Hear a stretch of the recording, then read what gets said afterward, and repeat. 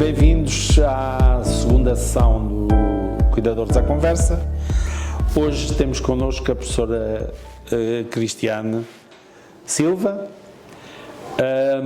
e vai ser um dia um bocadinho especial porque a professora Cristiane tem uma longa experiência e é brasileira, portanto fez os seus estudos no Brasil.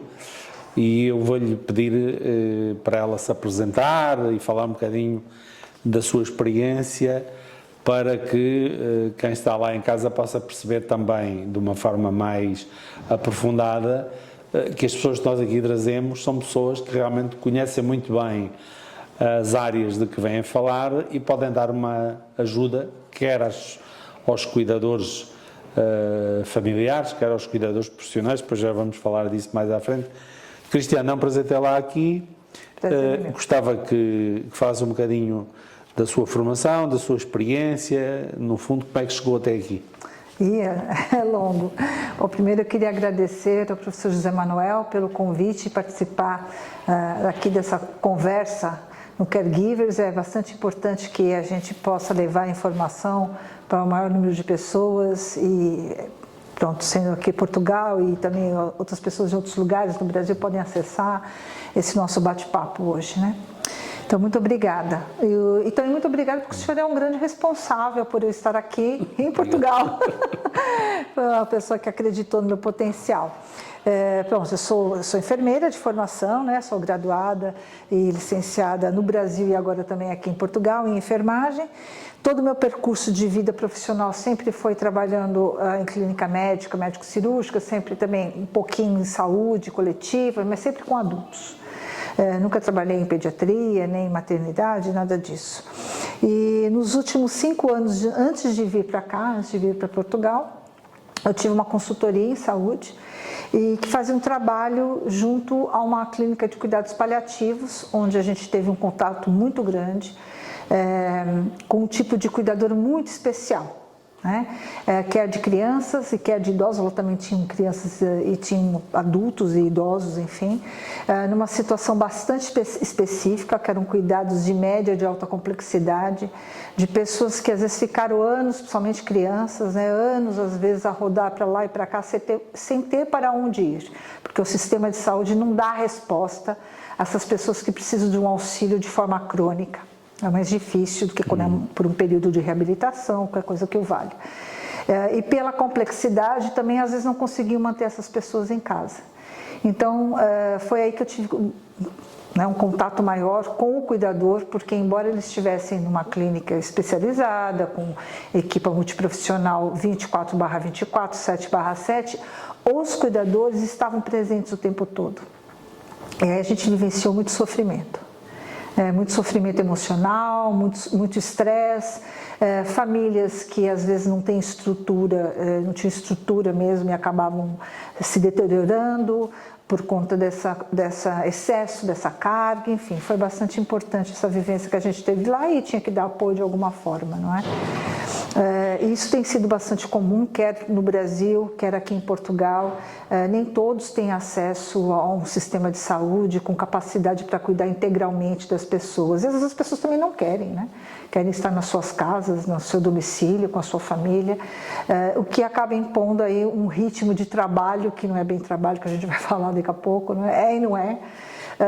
A esse cuidador que às vezes do dia para a noite, quer por uma patologia crônica, quer por uma síndrome, quer por um acidente qualquer, ela se vê cuidadora, né, de uma pessoa que depende dela em Isso talvez fosse interessante, um bocadinho ao contrário do roteiro que tínhamos previsto. Começámos talvez por aqui, que era a Cris conhece a situação no Brasil, também já conhece relativamente bem a situação aqui em Portugal. Grandes diferenças é que vê entre esta situação no que diz respeito aos cuidados? São muitas diferenças.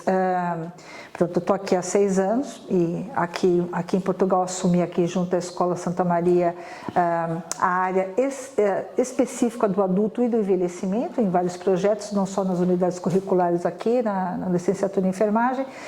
Mas assim, acho que a principal diferença, ainda hoje eu estava conversando com os alunos sobre isso e eu passei um pequeno vídeo para eles de como envelhecer, que é um vídeo da doutora Ana Cláudia Arantes, que é uma grande médica paliativista brasileira, já esteve aqui conosco também, e ela fala justamente isso.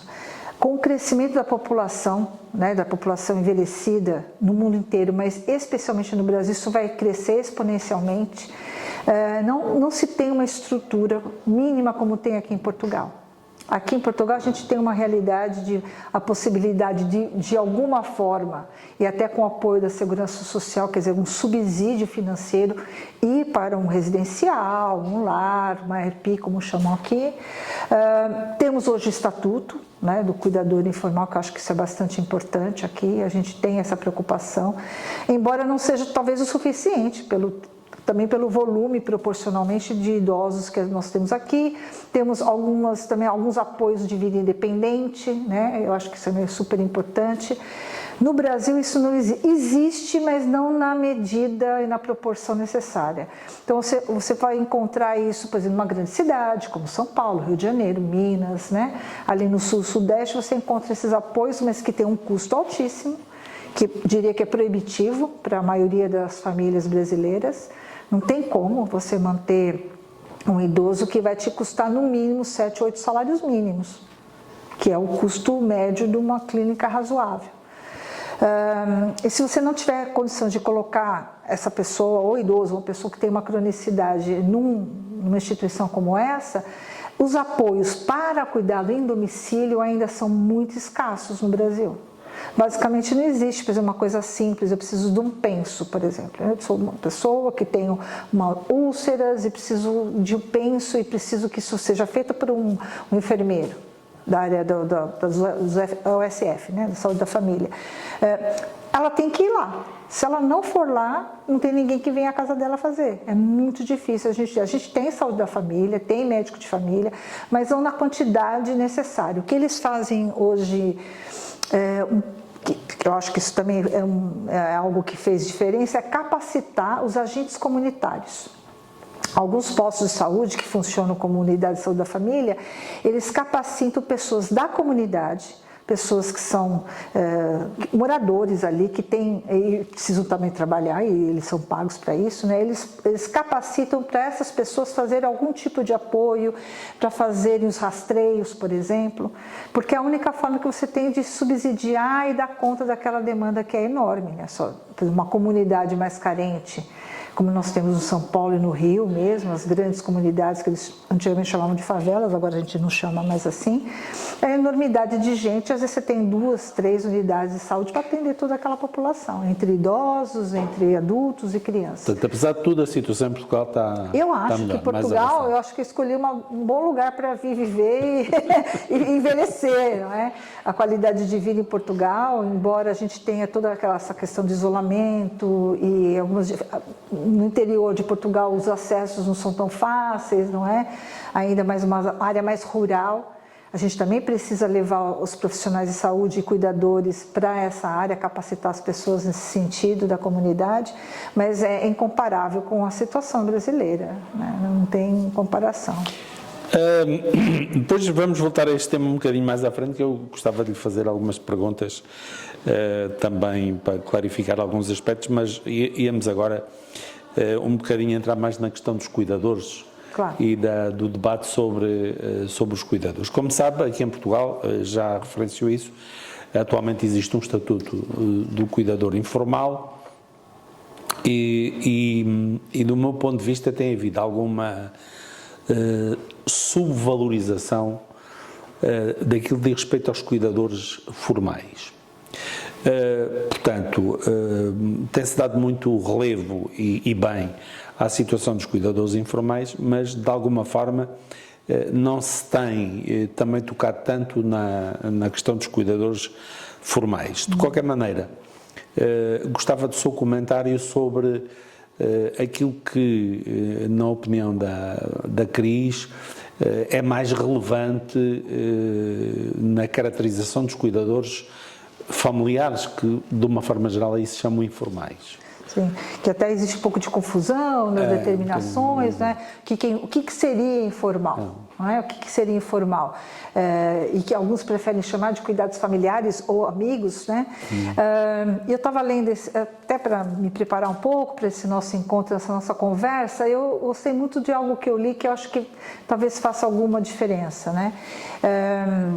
Pronto, o formal fica mais claro, são pessoas já, que são, já falamos lá dos formais. são pagas, pronto. Praticamente isso. E o informal, mas uma coisa que eu achei legal é assim, que o formal o autor colocava a palavra que voluntariamente, porque quer ser profissional ou porque precisa ganhar dinheiro, enfim, ele vai ser candidato a cuidar daquela pessoa, ele se voluntaria nesse sentido e é pago para isso. Na maioria dos casos, no cuidador informal e familiar, ele é meio que, não digo que é obrigado, mas ele é convocado a cuidar daquela pessoa. Ele querendo ou não, tendo capacidade ou não, podendo ou não. De alguma forma, ou porque a sociedade, o estatuto social vai solicitar, a segurança social vai solicitar, ou porque a própria família fala, olha, então você é a filha que não trabalha, é a filha que vai, ou porque você tem uma condição financeira melhor do que os outros, ou porque sou eu e meu marido, pronto, amanhã se alguém precisar, ou eu ou ele vamos ser cuidadores um do outro. Então eu acho que essa característica, né, de que nem sempre você solicitou aquilo, você pediu isso, né? Você não pediu para ser cuidadora, a situação te fez cuidadora. Não é? Então eu acho que isso é fundamental, porque aí a gente começa a entender quem é esse cuidador. Que de repente amanhece por uma obra do destino, cuidando de alguém que às vezes nem é uma pessoa que às vezes ele se dá muito bem com isso, porque acontece também de você ter que cuidar de alguém que não é a melhor relação na família. Ou quando é amigos a gente até percebe que a pessoa meio que até auxilia por uma afinidade, mas na família, por norma, nem é a pessoa que você mais tem afinidade, não é a pessoa que você gostaria de cuidar. E a gente vê isso, relacionamentos, isso é muito importante, as relações que a gente faz ao longo da vida, isso é muito importante. Não só para a gente ter um bem-estar mental, né, e psicológico, mas porque um dia eu vou precisar ser cuidada. Você vai precisar ser cuidado, todos nós aqui vamos precisar ser cuidados. E as relações que eu estabeleci com as pessoas, talvez facilite ou complique esse cuidado. Né? Então, eu acho que tem um pouco isso. Mas, também. Se me permite, não é só as capacidades. Eu pessoalmente gosto mais da designação de cuidador familiar, até porque 90 e tal por cento dos cuidadores maioria, né? chamados informais são familiares. Mas acho que isso também corresponde um bocadinho a uma certa assunção de que o papel que a família tradicionalmente desempenhava, progressivamente vai ter que ser o Estado a assumi-lo, porque as famílias não têm condições para fazer isso. Estão diminuindo as famílias, exatamente. Não é? Hoje em dia as famílias são cada vez mais pequenas, a maior parte dos membros da família estão dispersos, não é? Que é uma característica aqui de Portugal, não é? Exatamente. E, portanto, de facto, como disse e bem, num momento qualquer, ou porque nós temos um acidente, ou temos um AVC, um ataque cardíaco, ou o que seja, precisamos que alguém trate de nós, e aí, muitas vezes, a família não tem capacidades, não tem capacidade para isso. Quando acontecem essas situações de algumas pessoas que realmente ficam a cuidar dos seus entes queridos e que até agora eram completamente desprotegidas, não é? Portanto, muitas vezes as pessoas tinham que se desempregar para cuidar e, portanto, o estatuto foi realmente uma grande... Um auxílio, mas não é o suficiente. Bem, não é suficiente. Não é o suficiente. Eu acho que nós temos de ter consciência que nós, infelizmente, em Portugal ainda vivemos muito no limiar de que todos estes benefícios são apenas isso, quer dizer, são benefícios, mas ninguém pode sobreviver exclusivamente à conta desses benefícios. De jeito maneira. Eu acho que nem só sobrecarregar o Estado, e de alguma forma isso vai acabar acontecendo, né? Porque estamos cada vez mais idosos e talvez produzindo menos financeiramente. Vai ter uma sobrecarga do Estado, claro. Mas a família, como o senhor bem falou, é uma família que não é mais aquela família largada, é uma família, no máximo, a gente viu pela experiência que a gente teve aqui do projeto do Vintage, né? A maioria dos nossos idosos, ou que estão casados, é ele e ela, e acabou, os filhos não estão cá. Exato. Ou então é um filho, não é? Então a maioria está com os filhos fora, em França, em outros lugares. Já tivemos idosas, muito idosas, que cuidavam do seu marido já muito idoso, sem condição, era nítido a falta de condição.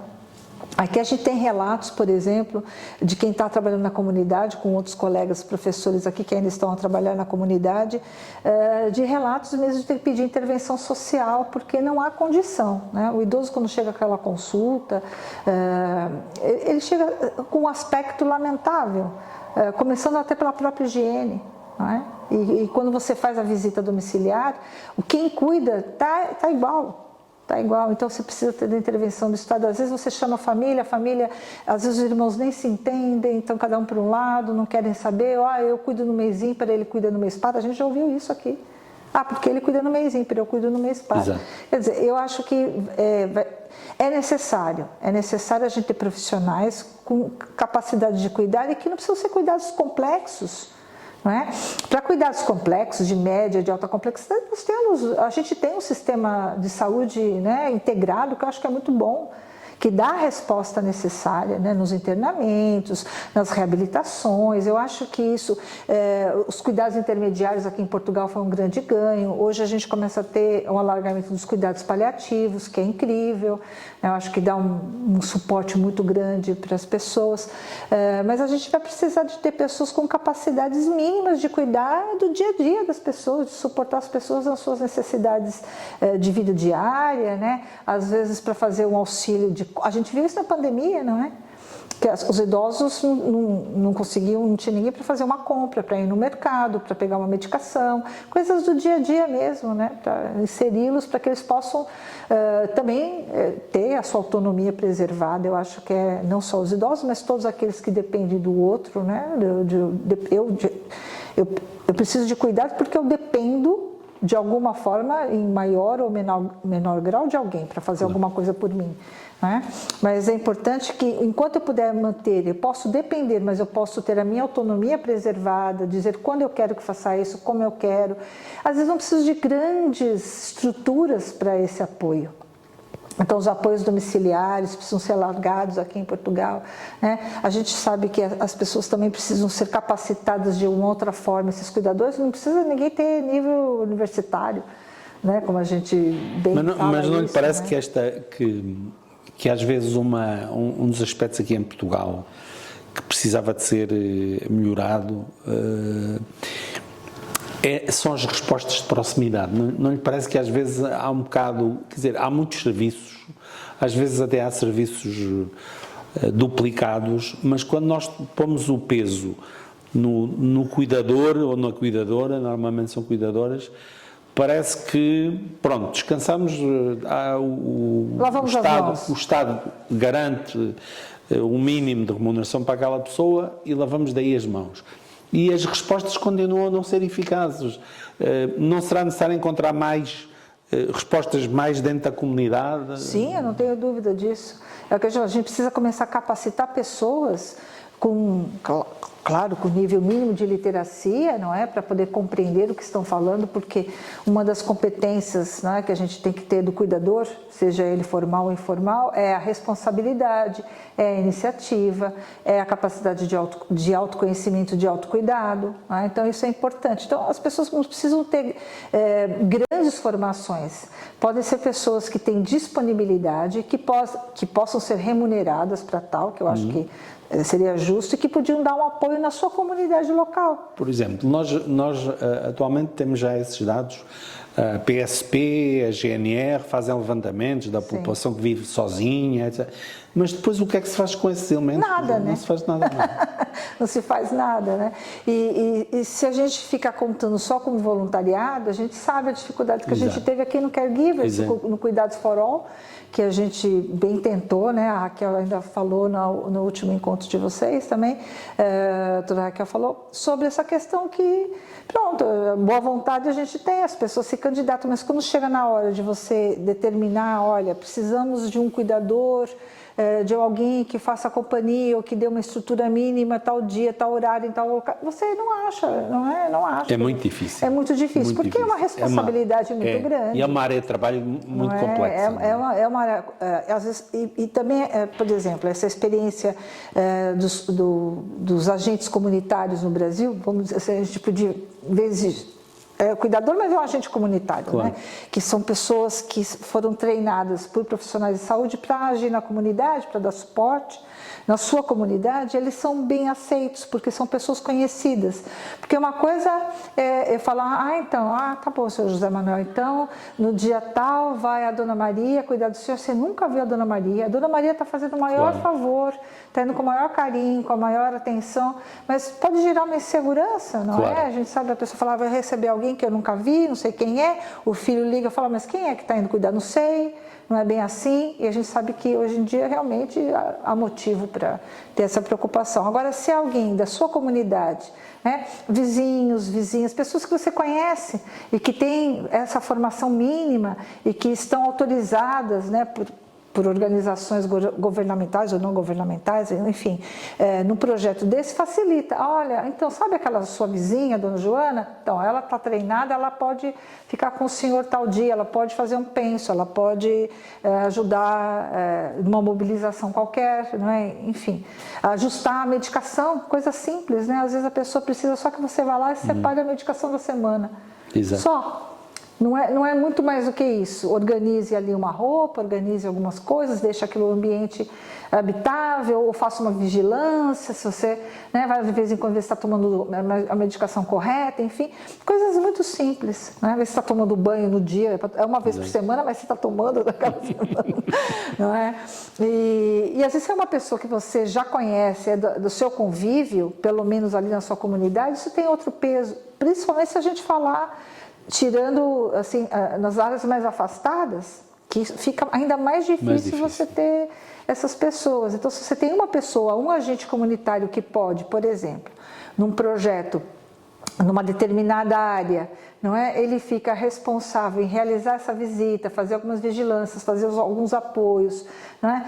Para cada idoso daquela área, olha, já seria um grande ganho, ele é um cuidador. Claro. Não é? E não estamos falando nada complexo aqui, não é? Eu acho que tem muitas coisas que a gente pode fazer. Então, vamos agora tentar fazer aqui um exercício, porque há bocado já falámos disso, todos nós precisamos de cuidados e todos nós podemos vir a ser cuidadores. De acordo com a sua experiência, qual é, assim, o conjunto, digamos, de competências que acha que são mais necessárias quando a pessoa se vê, vamos admitir, repentinamente a ter de cuidar de alguém da sua família? E que ela vai ter que desenvolver de alguma maneira, ou com apoio ou sem apoio, né? A gente gostaria que ela tivesse um apoio mínimo para chegar lá, mas pronto. De repente a pessoa vê-se com aquela responsabilidade, tem que cuidar do pai, da mãe, ou... Primeira coisa, do marido, eu acho que ela precisa ter uma competência, não vou falar técnica, porque ela pode não ter e pode desenvolver isso com uma formação, a gente faz isso acontecer, não é? Mas ela precisa ter uma competência cognitiva mínima, para poder compreender uma orientação, não é? Então, se eu como enfermeira quero capacitar um cuidador familiar, para dar continuidade a um tratamento, enfim, para dar apoio àquela pessoa, ela precisa ter minimamente a condição de entender aquilo que eu falo, né? E transformar aquilo numa ação.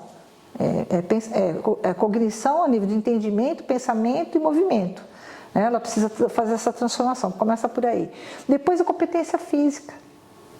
Porque não é brincadeira, a gente pode ter uma pessoa que precisa de apoios mínimos, mas eu posso ter uma pessoa que precisa ser mobilizada, que precisa, para ir até a sanita, a gente precisa tirar, pôr num cadeirão, enfim, preciso ter, Agora, como é que eu falo para uma senhora de 70 anos, 75, 80 anos, que pesa 40 quilos, que ela vai ter que mobilizar o marido dela que pesa 90? É impossível. É impossível, não é? Então, é nesse sentido que eu falo. Então, nós que não é só ensinar, olha, a senhora pega aqui, faz aqui. Pronto, ela não tem competência física, ela pode ter entendido tudo, não é? E pode não ter a competência física necessária. Aí ela vai precisar de outros apoios, vamos ver que tipo de alternativa a gente pode ajudar essa senhora nesse sentido, essa pessoa. Então, competência cognitiva, competência física. Eu acho que é muito importante a competência emocional, né? Porque não é fácil você ter a responsabilidade de uma pessoa que está 24 horas sob os seus cuidados. Por exemplo, uma pessoa com uma demência. Que a pessoa com demência, às vezes, ela está fisicamente, ela está bem, está ótima. Mas você não consegue ir no mercado e deixar aquela pessoa sozinha meia hora. Porque ela chegou, ela botou fogo na casa. Ou pulou a janela, sei lá o que aconteceu, né? Então, assim, a competência emocional, ter estofo emocional para aguentar isso, para aguentar a pressão que é cuidar do outro, né? 24/24, com uma necessidade, às vezes uma dependência, um alto grau de dependência, né? A questão que eu acho também, que a competência emocional entra também na pressão que a gente sofre da própria família, dentro da própria família, né? De perceber que algumas coisas não estão ou não são como você imaginou que fosse um dia, né? Então a pessoa precisa se recriar, pronto. Hoje a gente ainda ouviu, né, o padre que fez a missa, ele falou tão engraçado que uma senhora falou: estou cuidando dos meus sogros na esperança que meus filhos, é isso, né, cuidem de mim um dia. Quer dizer, veja bem, emocionalmente, essa senhora tem uma expectativa que pode ser que, se isso não acontecer, é uma pessoa que talvez não consiga sair dessa situação. Porque emocionalmente ela esperava outra coisa. Então, as expectativas da pessoa também, ela precisa superação emocionalmente, psicologicamente, ela precisa de apoio. Então, eu diria que são minimamente essas três, né? A cognitiva, a física e a emocional. Se você não tiver, porque tecnicamente, se você tiver isso, você supera, você aprende, não é? Ainda mais se for alguém que dá gosto cuidar, não é? Eu acho que aí você vai atrás mesmo, né? E a gente vê isso, muitas pessoas, e a maioria dos cuidadores são mulheres, não é? Então tem muito aquela questão. Pode ser hoje meio machista falar isso, mas o cuidado, ele nasceu com a mulher. Todo mundo cuida, mas a mulher tem essa questão, né? Parece que é intrínseco da mulher isso, não é? E ela vai atrás, o cuidador, se ele realmente se importar com a pessoa, não precisa nem ser um parente, ele vai aprender, né? E eu vi coisas assim inimagináveis, não é? De mães fazendo, por exemplo, essas crianças que eram sindrômicas e graves, não é? Em cuidados paliativos, fazendo coisas que você fala, não é possível, como é que ela aprendeu a fazer? E sabia às vezes e o procedimento correto, a técnica correta, sem contaminar, e chamava a atenção de quem fazia errado. Mas essa questão é uma questão, sabe? Eu acho essa questão muito, muito relevante. E a pergunta que eu lhe ia fazer provocatória, obviamente, é: basta amar para cuidar? Eu acho que não basta só amar, mas faz muita diferença, não é? E eu acho que, pronto, o amor move montanhas e a gente sabe disso. Eu, como mãe, eu não posso falar porque eu sou muito chorona, mas pronto.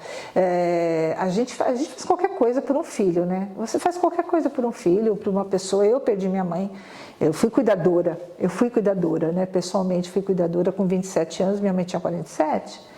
E fui cuidadora, a minha avó foi cuidadora da própria filha, né? E minha avó me ajudou muitíssimo a cuidar da minha mãe. Meu pai trabalhava, era o provedor, não é? E eu também trabalhava, estava casada, tinha uma bebê pequena, enfim, mas todo o meu tempo livre era dedicado à minha mãe, e a minha avó cuidou o tempo todo dessa filha até o último suspiro, não é?